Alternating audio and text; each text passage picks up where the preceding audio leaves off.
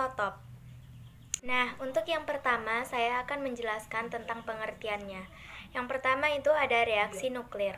Reaksi nuklir adalah reaksi yang meliputi perubahan pada inti suatu atom.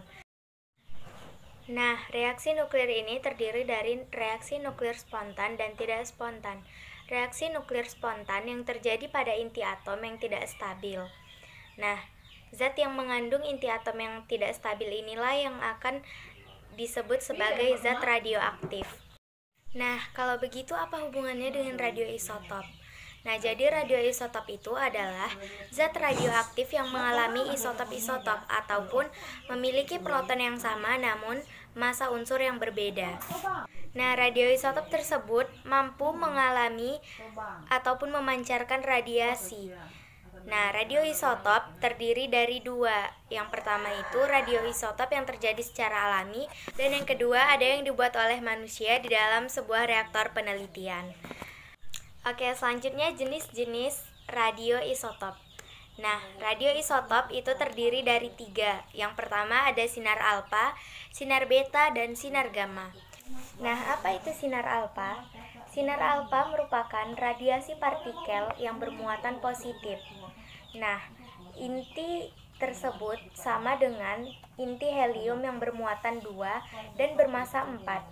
Nah, sinar alfa tersebut dihasilkan oleh inti berat yaitu Z83 melalui pemancaran ataupun emisi, di mana nomor atomnya berkurang 2 dan nomor massanya berkurang 4, sehingga dihasilkanlah sinar alfa. Nah, yang kedua ada sinar beta. Sinar beta memiliki muatan negatif 1 dan bermassa 1/1840 SMA. Nah, dikarenakan massa yang sangat kecil ini, sinar beta sering dianggap tidak bermassa. Dan yang ketiga ada sinar gamma. Sinar gamma merupakan sinar elektromagnetik yang berenergi tinggi, di mana sinar gamma tidak memiliki nomor atom dan tidak memiliki massa. Nah, sinar gamma dihasilkan oleh sinar ataupun inti yang tereksitasi oleh partikel lain. Kegunaan radioisotop. Kegunaan radioisotop berdasarkan sifatnya itu sebagai perunut. Nah, sebagai perunut ini didasarkan pada ikatannya kalau isotop radioaktif mempunyai sifat kimia yang sama dengan isotop stabil. Jadi, jika suatu isotop radioaktif melangsungkan reaksi kimia yang sama seperti isotop stabilnya. Kemudian, radioisotop ini sebagai sumber radiasi. Jadi, penggunaan radioisotop sebagai sumber radiasi ini didasarkan pada kenyataan kalau radiasi yang dihasilkan zat radioaktif dapat mempengaruhi materi maupun makhluk. Radiasi dapat digunakan untuk memberi efek fisik, efek kimia, maupun efek biologi. Kemudian ada kegunaan radioisotop berdasarkan jenis yang dipancarkannya. Nah, untuk sinar alfa, kegunaannya itu untuk menghasilkan radioisotop, di mana kalau sinar alfa ini kan ditembakkan pada suatu inti atom. Kemudian sinar beta. Sinar beta ini kegunaannya itu menentukan letak kebocoran pipa saluran minyak atau gas yang tertimbun dalam tanah, mengukur ketebalan kertas. Pencaran sinar beta karbon C14 ini dari fosil dapat digunakan untuk memperkirakan umur fosil. Kemudian sinar gamma. Nah, kegunaannya itu sebagai radioterapi, sterilisasi alat-alat kedokteran, sterilisasi pada makanan dan pengawetan makanan, mengukur ketebalan baja, mendeteksi datangnya pasokan minyak atau cairan dari jauh yang disalurkan melalui pipa-pipa, membuat varietas tanaman baru yang tahan penyakit, dimanfaatkan pada pembuatan radiovaksin. Kemudian ada kegunaan radioisotop berdasarkan unsurnya.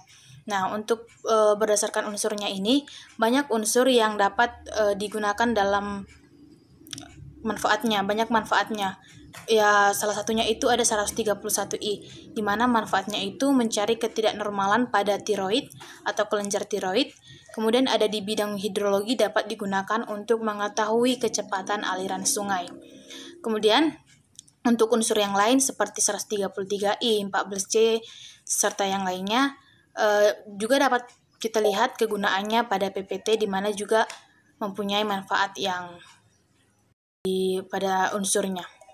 Kemudian ada kegunaan radioisotop di lainnya, di mana salah satunya itu seperti sterilisasi radiasi alat. Kemudian ada untuk mengetahui kebocoran pipa saluran air maupun pipa-pipa di industri, kemudian memeriksa ketebalan suatu material, mencari jejak air di batuan, mempelajari kecepatan aliran sungai, mempelajari mekanisme fotosintesis, serta mengetahui mekanisme reaksi kimia suatu senyawa. Kemudian untuk selanjutnya ada produksi radioisotop. Nah, untuk produksi radioisotop ini ada dua cara. Yang pertama dengan neutron dan yang kedua ada tanpa neutron. Untuk berkas neutron yang dihasilkan reaktor terdiri dari dua. Yang pertama lambat, neutron lambat maksud saya dengan energi lebih kecil dari 0,025 elektron volt, serta ada dengan neutron cepat, energinya itu lebih besar dari 0,025 elektron volt. Jadi mengingat tersedianya fasilitas hanya reaktor sebagai sumber neutron, maka akan dibahas produksi radioisotop menggunakan neutronnya. Untuk produksinya di reaksi neutron gamma, pada reaksi ini inti yang terbentuk memiliki kelebihan massa 1 SMA dibandingkan dengan inti semula dan melepaskan sinar gamma. Karena hasil reaksi merupakan isotop dari sasaran, maka terdapat kesulitan untuk memisahkannya. Hal itu dikarenakan radioisotop yang terbentuk seakan-akan diencerkan oleh isotop yang stabil, sehingga radioisotop yang diperoleh memiliki aktivitas yang rendah. Kemudian untuk reaksi neutron dengan proton. Dalam reaksi ini akan terbentuk nuklida yang berlainan, sehingga mudah untuk dipisahkan. Kemudian reaksi neutron dengan alfa. Dalam reaksi ini nuklida yang dihasilkan berupa radioisotop, bebas pengemban, atau mudah dipisahkan. Kemudian ada reaksi neutron dengan alfa juga. Saya lanjutkan di mana reaksi ini juga diikuti dengan peluruhan beta, di mana reaksi ini juga digunakan sebagai reaksi antara untuk membuat isotop tertentu. Cara ini berbeda dengan reaksi antara neutron dengan gamma, antara neutron dan gamma yang biasa, karena hasilnya akan senantiasa bebas pengemban. Untuk reaksi neutron dengan fisi, di mana bila U235 dan Pu239 ditembak dengan neutron, akan terjadi reaksi pembelahan. Hasil pembelahan ini banyak diperoleh radioisotop sebagai hasil samping. Dengan daya reaktor yang tinggi, fisi dapat diisolasi secara ekonomis dalam jumlah yang besar. Baik, saya Sahrul Ramadan akan melanjutkan materi mengenai sifat khas radioisotop dan penggunaan radioisotop di bidang pertanian dan industri. Untuk sifat yang pertama yaitu memancarkan radiasi dan mudah dideteksi. Radioisotop ibarat lampu yang tidak pernah padam dan senantiasa memancarkan cahayanya. Sifat yang kedua, laju peluruhan tiap satuan waktu atau radioaktivitas hanya merupakan fungsi jumlah atom radioisotop yang ada, tidak dipengaruhi oleh kondisi lingkungan baik temperatur, tekanan, pH, dan sebagainya. Sifat yang ketiga, intensitas radiasi ini tidak tergantung pada bentuk kimia dan senyawa yang disusunnya, dan radiasi yang dipancarkan, utamanya radiasi gamma yang memiliki daya tembus yang besar. Dan sifat yang keempat, radioisotop memiliki konfigurasi elektron yang sama dengan isotop lain, sehingga sifat kimia yang dimiliki radioisotop sama dengan isotop-isotop lain dari unsur yang sama. Selanjutnya, penggunaan radioisotop di bidang pertanian. Ada 3. Yang pertama, efisiensi pemupukan. Pupuk yang harganya relatif mahal dan apabila digunakan secara berlebihan akan merusak lingkungan. Sedangkan apabila kurang dari jumlah seharusnya hasilnya juga tidak efektif. Untuk itu perlu diteliti jumlah pupuk yang diserap oleh tanaman dan berapa yang dibuang ke lingkungan. Yang kedua, penemuan tanaman varietas baru. Mutasi tanaman dilakukan untuk menemukan varietas unggul.